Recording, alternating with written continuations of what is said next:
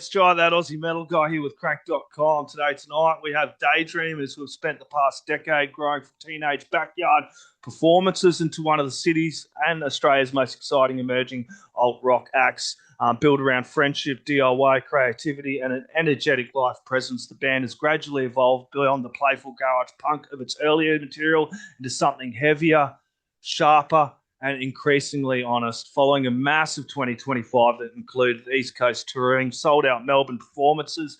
Daydreamers have stepped into a defining new chapter with Bag of Sand, the blistering new single Wreckage, and their self-titled EP arriving on July 1st, which isn't long away. The record captures growth, uncertainty, and a renewed chemistry while exploring what it means to find yourself and your people amid the chaos happening around us. Joining me today to discuss this new era is Ben from Daydreamers. Ben, thank you so much for joining me, mate.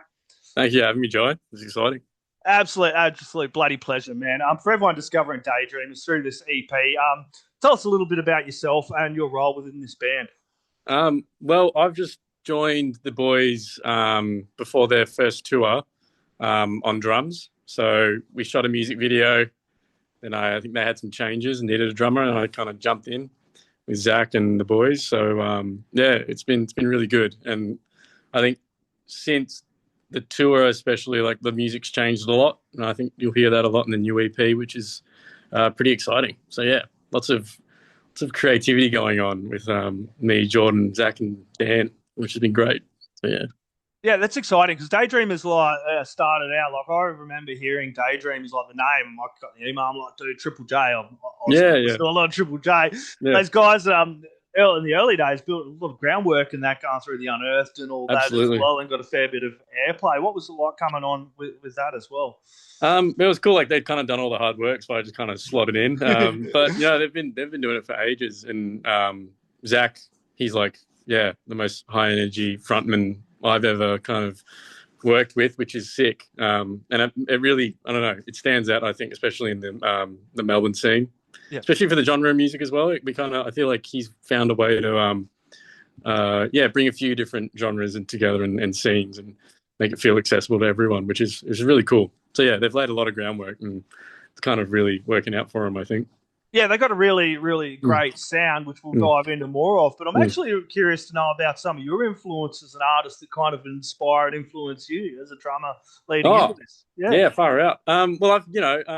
It's probably the first band I've been in for a while. I've been working in music, but I do photography. I did the video for Y2K with Chantel Coke. So it was really exciting to be able to get behind the kit again. I was really into kind of some of the similar stuff with Zach. I think we both bonded over bands like Turnstile, Green Day, and a lot of Melbourne bands like Armlock, and some of our mates, Ivy Black and Dolman Child. Lots of that. It's fun to be able to just get behind the kit and go crazy for a few hours and whatnot. So yeah, it changes it up, keeps it interesting. Being a drummer in Melbourne, I know Adelaide has the same problem, but do you go like play in a bunch of bands, or is Daydreamers just the only one? Or Daydreamers is the only one. I don't think I can manage much more. And it works well because we're all similar age, and we're all we kind of all get it how it is, at the moment. So yeah, it's really fun. It's really exciting.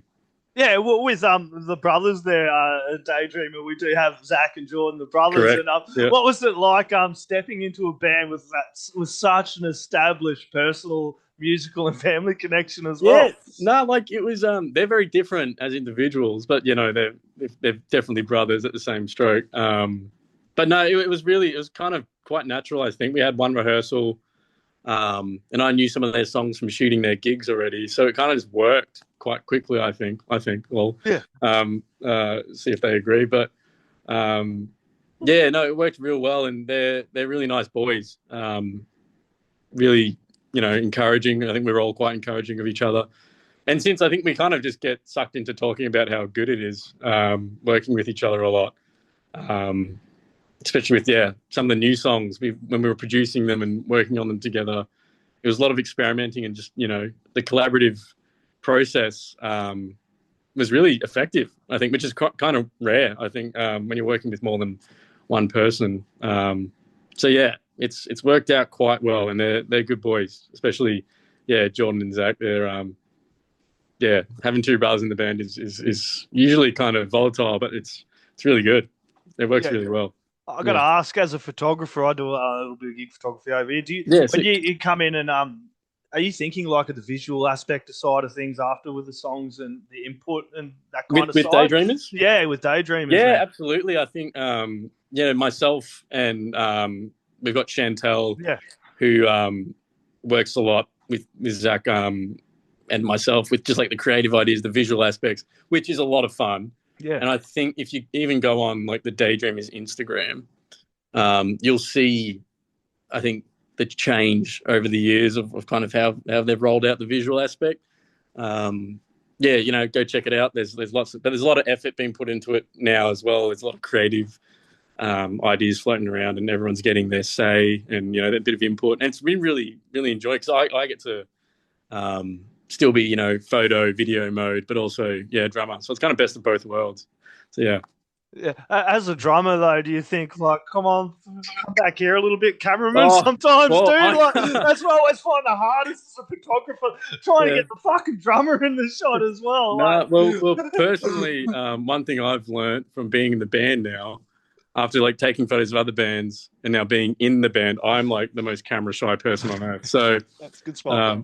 yeah, so I'm like, get that thing away from me, but you got to do it. Is that why you took drums? Because like I'm You the can same. hide out back. Okay, hiding behind the camera. Yeah, pretty much. Yeah.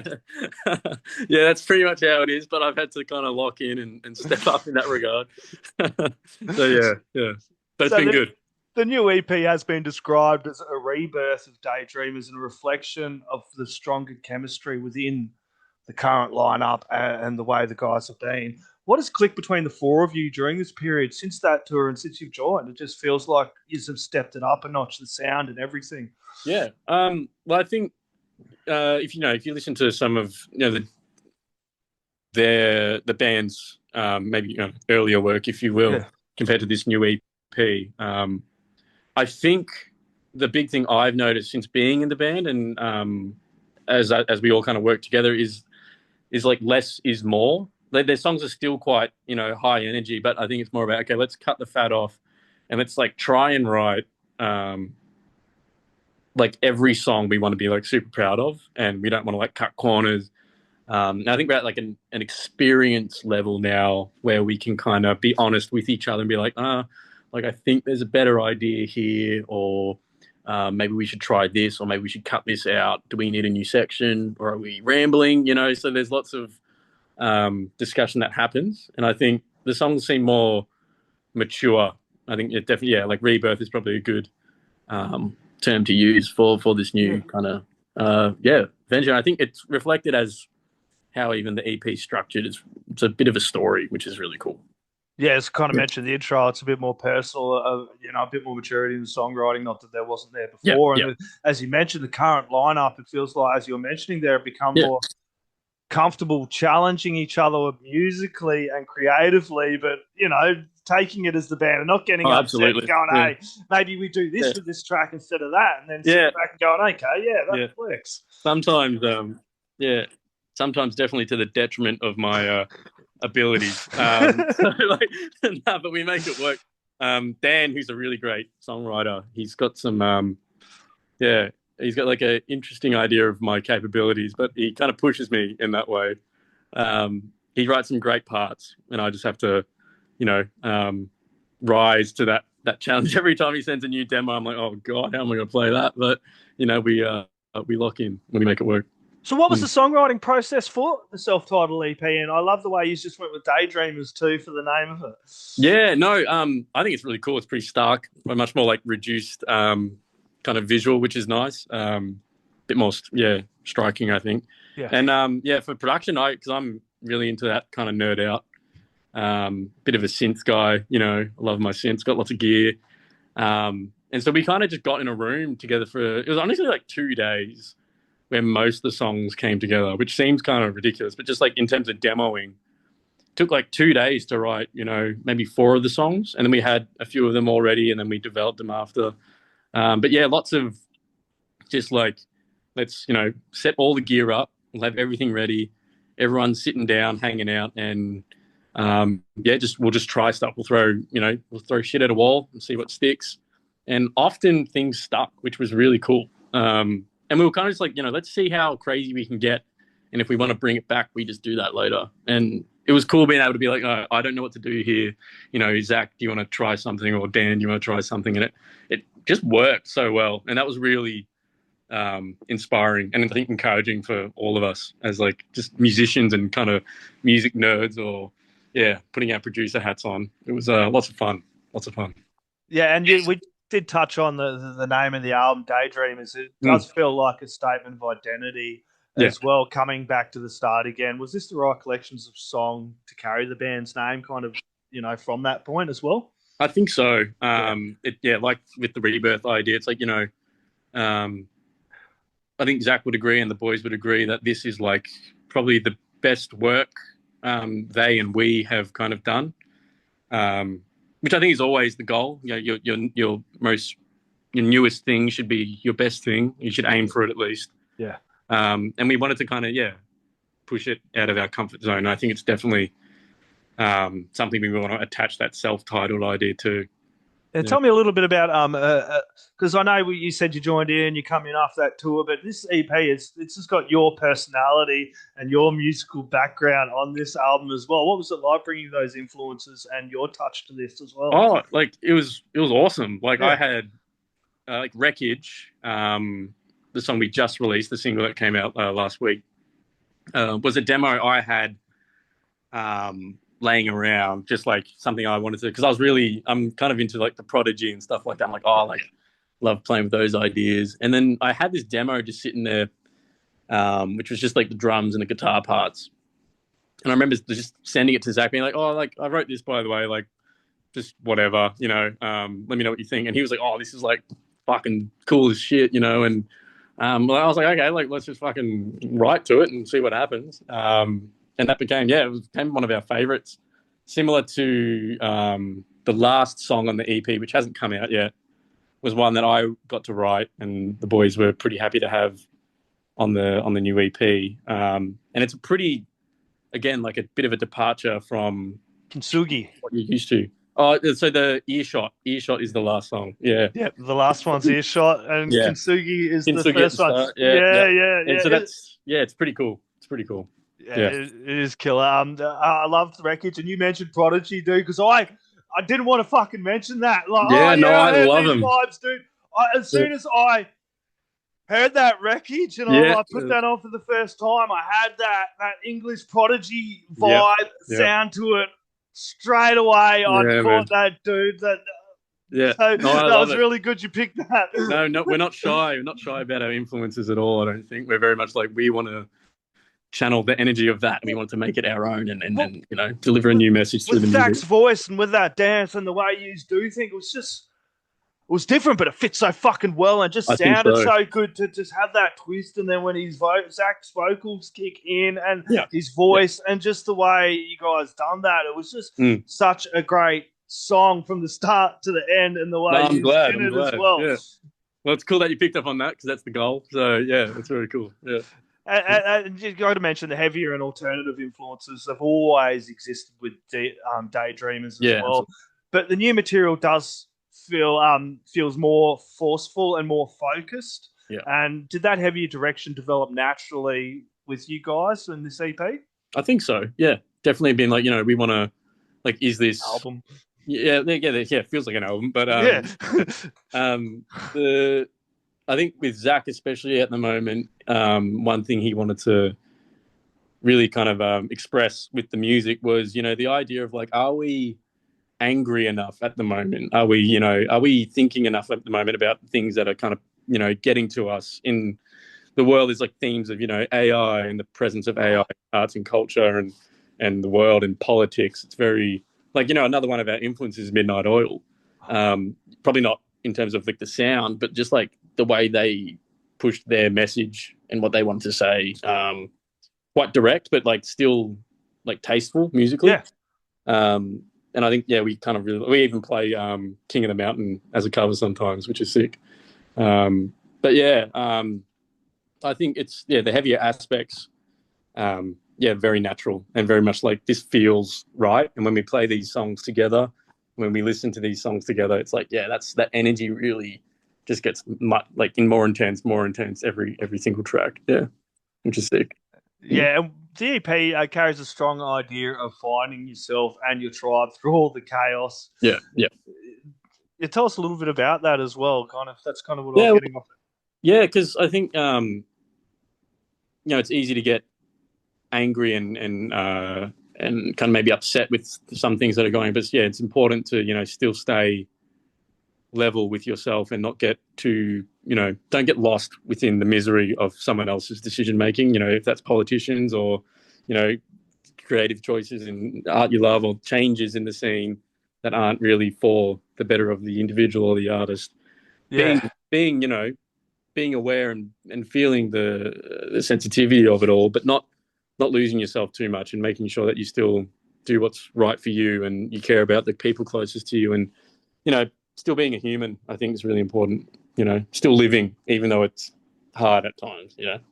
exactly. I'm going to touch on Bag of Sand as well. You Mm. did reveal another side of the EP before Wreckage as well. Mm. Tell me about Wreckage as well. Tell me how these two songs kind of introduced to the wider record as well, because they are two different tracks but the same, and it's just really great tracks to kind of give you a flavour of this EP. Because I've already got the EP, I've had a listen, so it's really cool to hear these tracks and the You've different heard flavours. Flavours they've brought cool. to the album as well. Yeah. Well, so Bag of Sand is a funny one. I wasn't part. So when they recorded that and wrote it, that was with the previous lineup. But yeah, like listening to it, like it's actually to play it live is one of my favorite songs, just in terms of just like the energy and the vibe. But it's definitely like one of those like heavy commentary on like the social world at the moment and things like that. Some of the lines are really on the nose, and then some of it's kind of a bit more subliminal. And I think there's got a music video for that one coming out, which again Chantal and myself got to kind of make, and then I had to be in it, and I was like, oh, far out. But it's a cool one. And then couldn't hide behind the drums. Yeah, no, I couldn't. I front and center, and but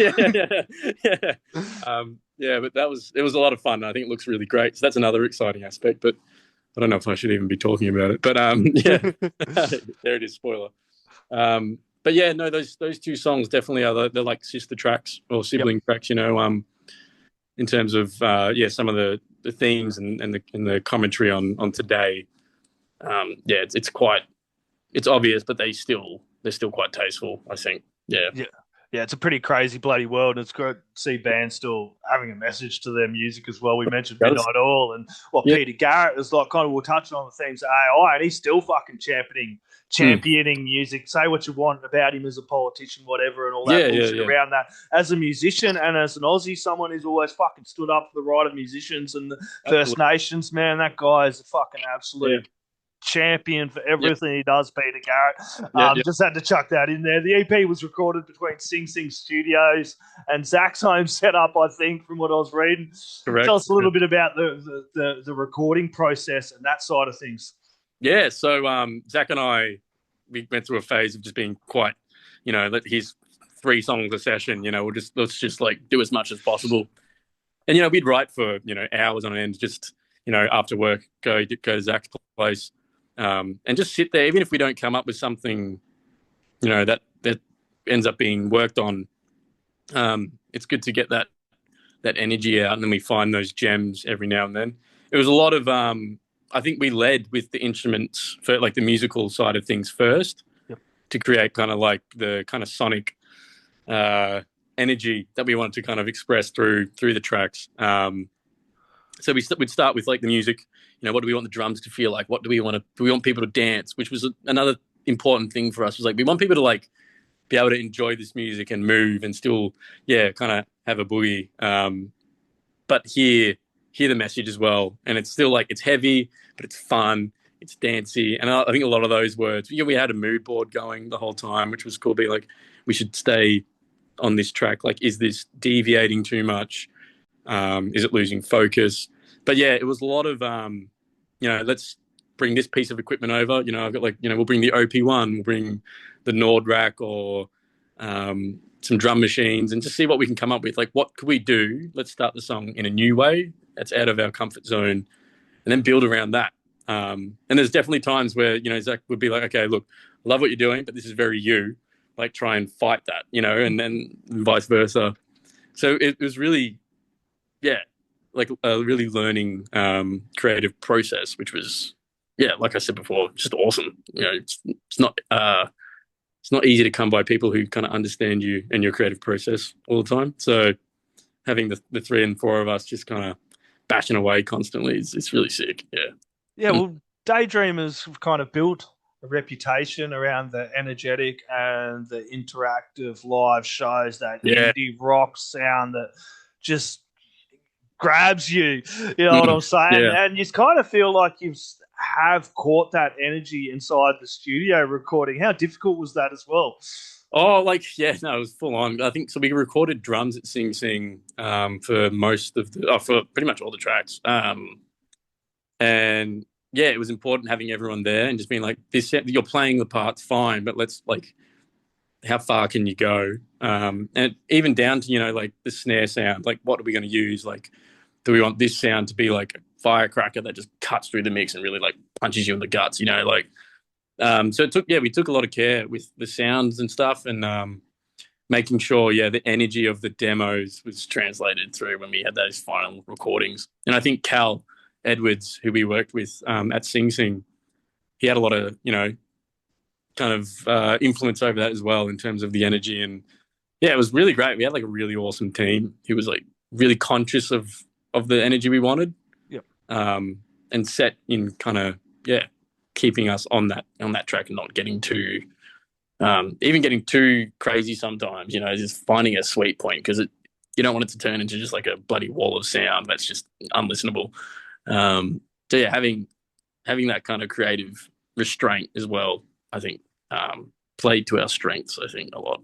Yeah, and working with good people, how important is, like, I've heard of Sing Sing studios like Sing Sing Studios, and they've got ones in Adelaide here, and these ones we all know in each of our cities that are doing these great things for bands like yourself to able to go and record. It's really good to have them there. I wanted to chat about the band. They carry a strong 1990s and early 2000s influence all through the music, especially in the earlier stuff, skate culture, video games. Yep. We did touch on the single Y2K. Those influences probably also really important to you, to me, and everybody else in that time, Absolutely, yeah. No, absolutely. And it's something that's really important to Zach, especially. And you can see it through and through. I think, you know, music at that time was like in a sweet spot of like, kind of saying whatever the fuck you want and getting away with it, which was really cool. You know, you can still piss people off, but I think everyone's much more, ready to listen now, especially, which is cool. And just those aesthetics, they're fun. They're nostalgic, and you know, even if you're born in the past 10 years, you still know what's up with that kind of period of time. And they've remastered Tony Hawk, so fuck, we're on a winner, people dude. love it, because there's like, you know, there's that resurgence in like, I want to, like, even just in media in general, like, I want to be able to, you know, with photography, like film photography comes back, and physical media comes back, DVDs, records, CDs. It's like, I think I prefer this because it's mine. And I, you know, it's real and it feels real.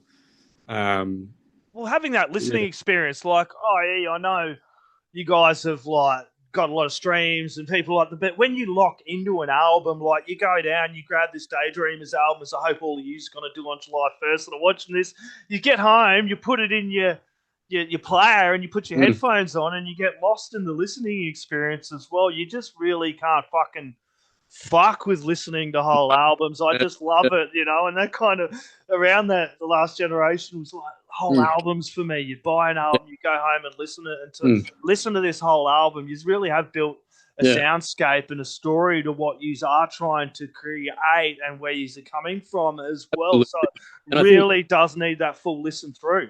Yeah, for real. I also, like, performance-wise, like, the boys, and especially Zach, like, if you ever get to a Daydreamers show, Zach is like if you're coming to a show, just be ready to be involved, because, you know, he'll jump into the crowd and you'll be up on stage and you'll be singing along, and it's really awesome. He knows how to command a room and control a crowd, which is really awesome. Which is, like, yeah, all the bands that Zach loves and we love, and his influences, it shows in a great way. How important is that, though, to have a front man that is that fucking energetic on the front? I remember going and seeing Airborne at the Loxton Hotel in a small country pub in fucking South Australia here. And that dude was jumping around on the stacks, doing the same shit he's doing now at stadium performances. So you can kind of sit back and go, yeah, man, you want to treat each show, even these smaller ones, with that kind of fucking energy as a front man, because you may have 10, 20 people or 50, 100 people there, but you're going to have, those people are all going to walk away and go, man, you should have fucking seen Zach, man. That fucking energy on that guy. Yeah, which is usually the case. It's like, fucking holy shit, like Zach play, and it's sick. And it's also like takes a lot of the pressure off myself, who's not the most I don't know, animated person in terms of performance, but it's great. He jumps around, and I don't know how he does it, but he's got a lot of energy. So again, come back to the photographer. That's good for a photographer. Oh, absolutely, him, dude. Yeah, man. Like, one thing I miss is shooting the band, because some of the best photos came from that. So when you have people like him bouncing around like that, makes your job really. Mentioning another Melbourne band, King Parrot Youngie, the way he bounces around, you just can't help but get excited as well as a fan in that. Like, fuck, man, I'm going to get in this as well. Absolutely, yeah. And it's just like, it invites you to get closer and to move around. And I think it surprises people a lot when we have like first time people come into a gig and like, holy shit, like that's cool. That's really fucking cool. Yeah.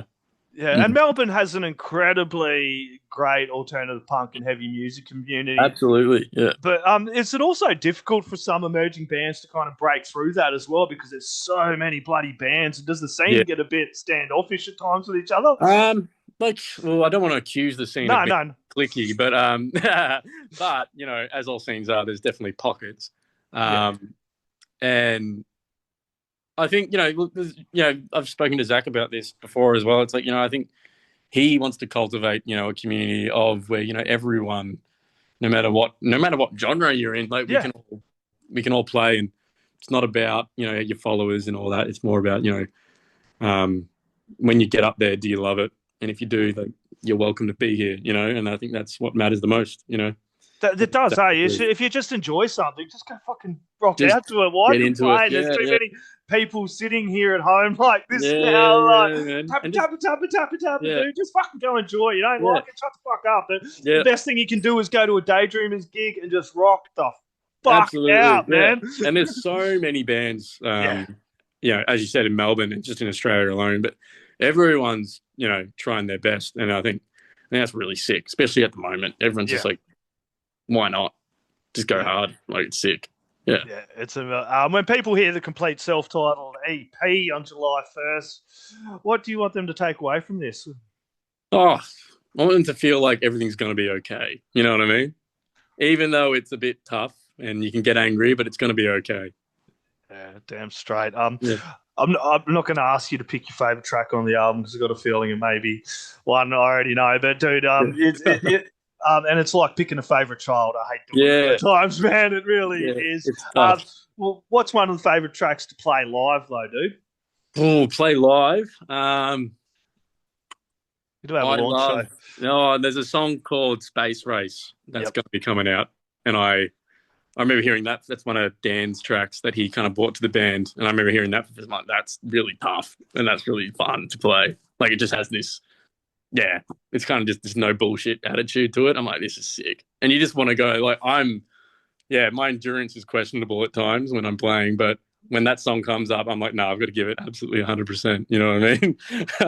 even if you can't tell, I'm usually sweating bullets and, screaming for water, but we're chilling. It's good. Damn straight, and everyone will be rocking out at the fucking launch show in July as well, which looks amazing. Let's chuck a couple of quick fire questions at you, mate. First album you ever brought or owned? Oh, geez. Zach will roll his eyes when he hears this, but it's I think it was History by Michael Jackson. That's nice, man. Hey, don't worry. I was in a bit of a Michael Jackson phase when I was a kid. Yeah. As we all do. Zach will Mate, roll his eyes. I've heard some brutal metal dudes come out with some pretty fucking out there albums, dude. So don't you worry. That's pretty good considering. Don't pass on MJ. Never pass on MJ. Oh, mate. What's the first concert you went to, mate? Black Ice tour, AC/DC, in 2010. So, yeah, that was pretty sick. Went with my dad and my brother. I've still got the cap somewhere, but yeah. Oh, go Dad. Go Dad. Dad, take you that one. He's like... Yeah, I was obsessed with AC/DC as well, so yeah. Yeah, I like your dad. I love taking people to their first concerts as well. Yeah. All-time favourite album? Oh, God. Favourite album? People are going to be like, what the hell? Like, why are you in Daydreamers when I answer these questions? It's probably... Oh, damn. I'm just going to say Bon Iver's self-titled album, Bon Iver. Dude, I love Bon Iver, bro. Yeah, I love Bon Iver. Yeah, mate. I'll go from Cannibal Corpse to Bon Iver. I don't get fucking pretentious out of this, mate. Yeah. Music is great. I'll fucking play it loud as I will be playing this Daydreamers EP. Yeah. I should say album because 7 tracks. I know, it's so like close. A fucking album, dude. Back in my day, 7 tracks was an album, people. Yeah. Ben, thank you so much for taking the time to hang out and talk with me today. Everyone, the new single Wreckage is out now. As I mentioned, the album. I'm saying album. Fuck it, drops July 1st. Before I let you go, best place to follow you, everybody, Facebook or Spotify, all the rest of that. Instagram, Apple Music, Spotify. Yeah, it'd be good. And thanks for having me, Jai. I appreciate it. Absolute pleasure, mate. Last words, shout-outs, thank yous, or anything you want to chuck in, mate. The floor's yours. Oh, just shout out to the boys and everyone who's been part of it and all our friends that have been involved with the videos and the photos and everyone who's kind of backed us so far. It's been really great. And to people like you, Jai, for getting us on and to talking to us. Damn straight. Everybody get some Daydreamers, crank it up, put it in the stereos. The neighbours are going to want to hear this too. Cheers, mate. Thanks, Jai.